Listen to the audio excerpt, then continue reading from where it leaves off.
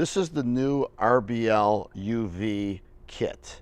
It consists of primer in a tube, 1/2 ounce with touch-up brush, clear coat in a tube with a touch-up brush, and a PENLIGHT and 110 charger, which is USB for the PENLIGHT, and a holster if you choose to put the PENLIGHT in it and wear it on your belt. Here I've got both of our touch-up tubes, clear coat, primer, but I want to show you what we've done when we created this little canister here, our touch-up. We've gone ahead and done two things. Number one, look at that, nothing on my finger. We've gone ahead and built in a squeegee that goes ahead and pulls all that paint off and drops it back into the canister.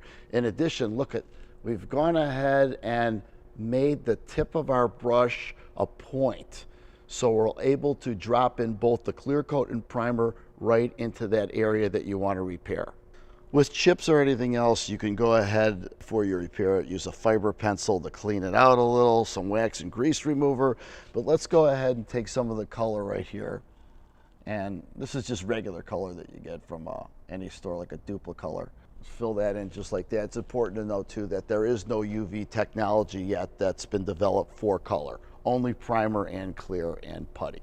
Where you're going to use the primer is when you either have a scratch or a deep chip, because it acts just like a primer surfacer. It will go ahead and fill, and because of its UV, there's no solvent in it, so there's 100% solids, therefore results in zero shrinkage for both the primer and the clear coat. We'll expose clear coat for maybe about 15 seconds directly on it, and what it'll do is, because there's no shrink, you won't see it depress into the chip.